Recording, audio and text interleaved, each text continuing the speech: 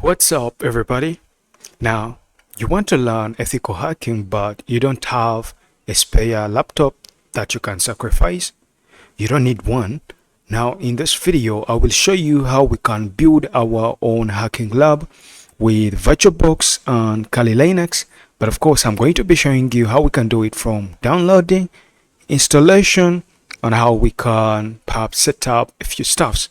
And this is going to be done in just a few videos. In case you are new to the channel, don't forget to subscribe.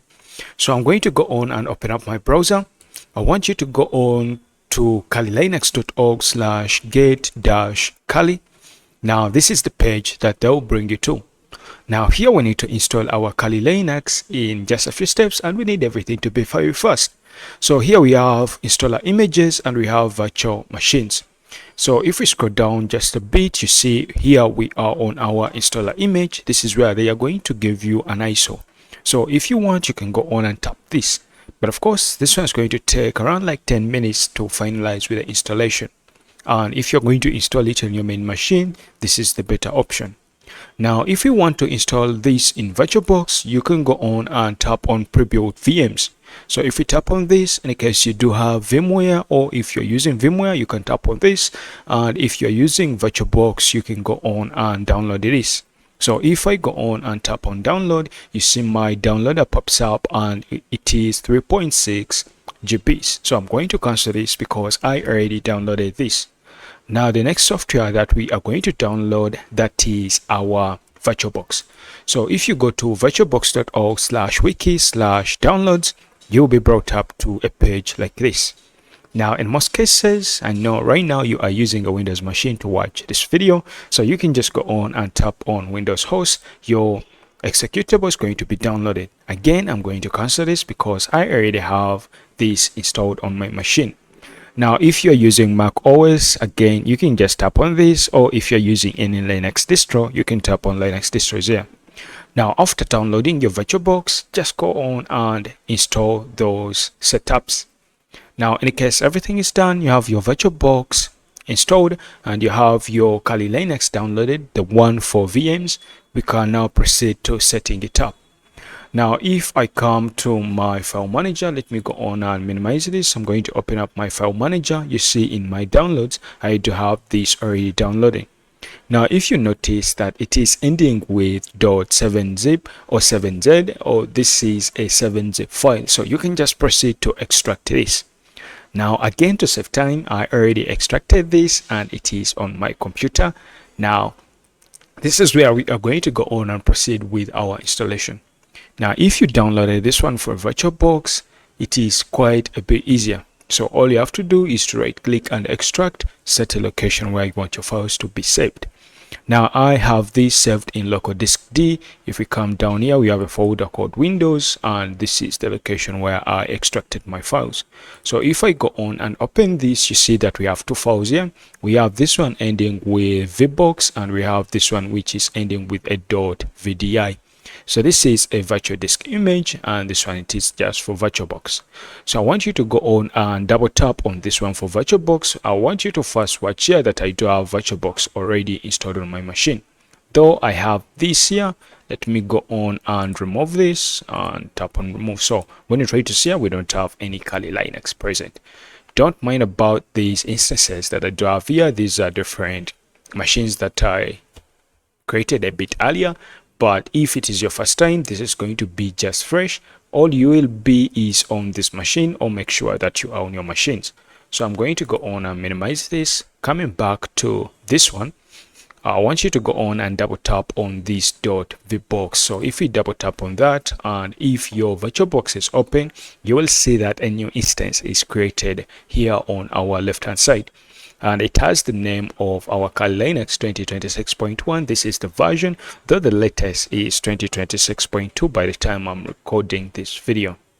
Now, since this one is pre-built, we need to look at some settings depending on your computer hardware. Either you can increase or decrease some settings. So if we come here to settings, make sure you tap on it and tap on settings. So we can come here to our general. This is the name of our machine, that is the KaliLinux we see here. For the distro, it is Linux, and Debian base, we see we have also Debian 64. So if we scroll down further, this is the RAM that is assigned to this machine, 2048. This is 2 GB, whereby 1 GB it is 1024. So we can leave it with 2 GB because my machine has some good RAM, but of course if you don't have some good RAM, you can take it to 1 GB.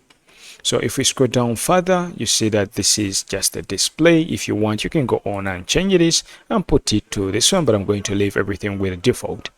So again, I'm going to tap to display. Then if we come to our storage, we see that here, this is our VDI, the one that we saw earlier in our folder, which is the virtual disk image. And if we come here to our audio, in case you want to have audio in your VirtualBox, these are the settings. Now coming to our network, we can go on and we tweak this. So we have adapter 1, whereby we have a tick, it is enabled and attached to our NAT network. Now with NAT network here, we shall have internet in our virtual machine if the main machine has internet. But what we can do is to go on to adapter 2. I'm going to put a tick on this, and if we come here, make sure you choose bridged adapter. So the moment I choose bridged adapter, you see here my network card has been displayed on the name, and I can even tap on the drop down. You'll be able to see more, maybe on your machine if you're using more than one network cards.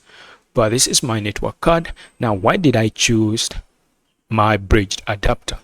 So the moment we use bridged adapter, our VirtualBox is going to be assigned the IP address from our router, similar to what we have on our main machine. So you can look to serial, you can look to USBs, shared folders and interfaces. I'm going to leave everything with a default and just tap on OK. So only we've changed our network, or if you don't tap on the settings, you can just come and tap here on the network. Now once you import this machine, come and look at the description. You see here we have our username as Kali, and we also have our password as Kali, plus different links that we can go to. So I can just make sure this one is selected, tap on start. You are going to see that our instance is going to be powered up, and we shall be having our KaliLinux fully working like one that is installed from our ISO. I'm going to go on and tap on this, press enter on this, and we see that our machine is being powered up. Now what's better about installing this one that was primarily built, or which is pre-installed in our VirtualBox? It comes with the drivers installed, which means that we can send this to a full screen like you'll be working on your normal machine. So I'm going to go on and close this. We see our logo is putting up, or our boot screen is lighting up with our dragon icon. So I'm going to give it a few seconds so that we can get our display. Now when you try to see it has just took a few seconds. We have our display and we are brought to our login screen. Now here, as we saw earlier, our username was Kali and also the password was Kali, and they are all in lower letters. So I'm going to go on and type in Kali, tap on our login. You'll see that we shall receive our display. Now if you notice that it has took us only a few minutes so that we have our KaliLinux ready.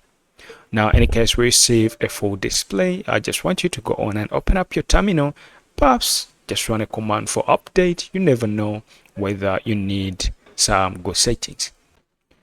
So I'm going to go on and tap here on my terminal. We receive our terminal, and I'm going to go on and type sudo apt update.